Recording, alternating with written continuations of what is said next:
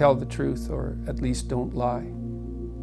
And the reason for that is that that's a very good starting position to straighten out your life.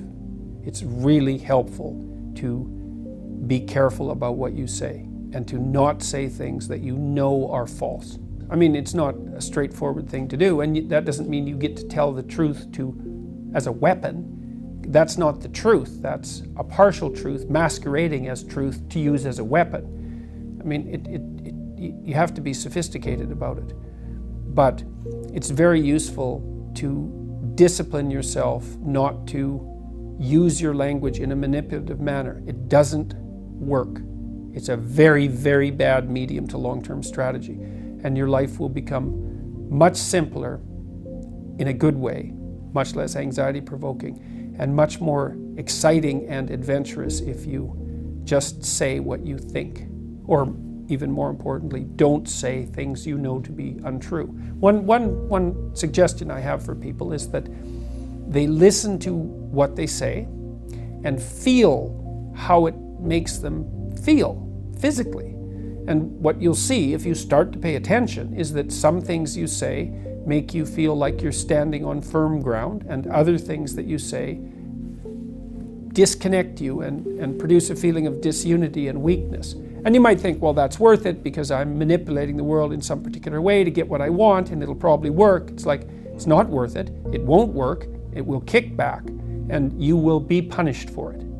So one of the things that I've learned as a clinical psychologist, which is actually quite a terrifying thing to learn, is that it's terrifying when I think of my own life. I've never seen anyone get away with anything, ever. Everything you do that you know to be wrong will absolutely come back and haunt you, and usually in a magnified way. And so it's very useful to know that and to be terrified enough of that so that you become careful with what you say. So telling the truth, that presupposes you know the truth. You can strive towards the truth. I don't think you can know it, but you can certainly know when you're about to say something that's patently untrue by your own definition, and you can certainly not do that. So, and that's an excellent place to start. It will, if you do that for a number of years, your life will change radically and positively. Classically speaking, the two highest virtues are truth and love, and it's difficult to put one of those ahead of the other.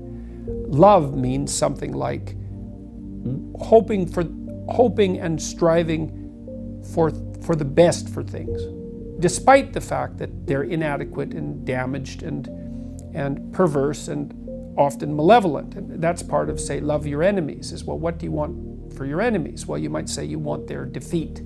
Maybe you want their violent, painful defeat, but it's better to want their transformation. It's better in all regards to want that and to hope for that and to act towards them in a manner that might facilitate that. So, and that's part of that courageous attitude towards existence that would manifest itself in positive regard for living things. And it's hard to talk about those things, especially love, because the word has been weakened by misuse, which is why I offered the definition I offered. It's like, it's an attitude of courage to want the best for life, because life is very cruel and harsh, and it's easy to become turned against it and bitter. And there are reasons for that, but it's not helpful. It's wrong, despite the fact that there are reasons for it. Bitterness is of no utility. So even though, I've met many people who've had very, very hard lives, and to see them become bitter is not a surprise. But there's no utility whatsoever in it. All it does is make it worse. So grin and bear it, so to speak. And that's part of aiming upward. And it is an attitude of courage, a voluntary attitude of courage. And truth serves that goal best. So how could it be otherwise? You can think about, you have an option. You can either have reality on your side or against you. If you abide by the truth, then you have reality on your side. You have reality against you. It's like you think you're going to come out ahead in that dispute?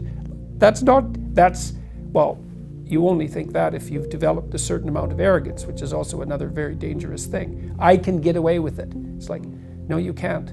You are so outmatched by reality that there's no contest. I think the only real natural resource, apart from air, is honesty.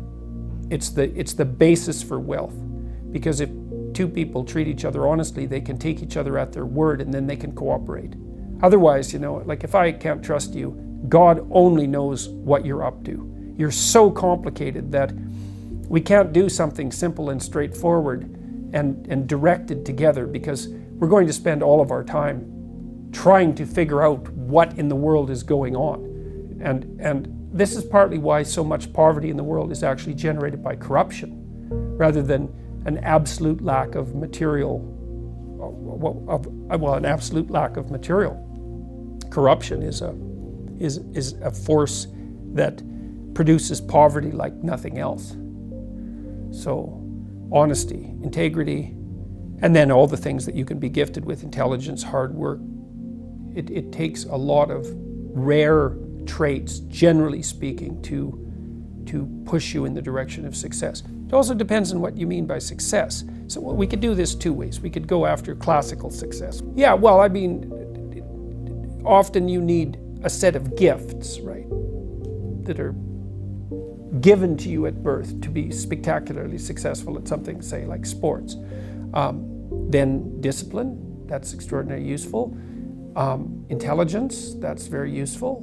The marriage of those two, I mean, if you have two people who are equally intelligent and one works twice as hard as the other, then the one who works twice as hard is much more likely to be successful. Creativity is another useful attribute. Reciprocity, the ability to reciprocate, that's unbelievably useful. Almost all the people I know who are successful have very broad, well-functioning social networks. So even if they don't know how to do something, they know someone who knows how to do it. And they've maintained their relationships with those people, and they've done it with integrity. So they're trusted. So they have a network of trusted people around them who are highly competent. And so there's an ethical aspect to that, because you don't gather a group of highly useful people around you to trade with unless they trust you. And so honesty is a huge part of it. And I mean, I've seen people go into companies that were failing very dramatically. Competent people go in and with nothing other than their competence and their honesty turn the companies around completely. And that's very interesting to watch. And I've consulted in situations where that's been the case. Decide what better means for you. So you have to have a discussion with yourself as if you were someone you cared about. So now we decide you're taking care of yourself. 3 years down the road, you get to have what you want, but you have to figure out what it is. Okay, so do you want an intimate relationship? And if so, what kind of relationship? How are you going to structure it? What about your family?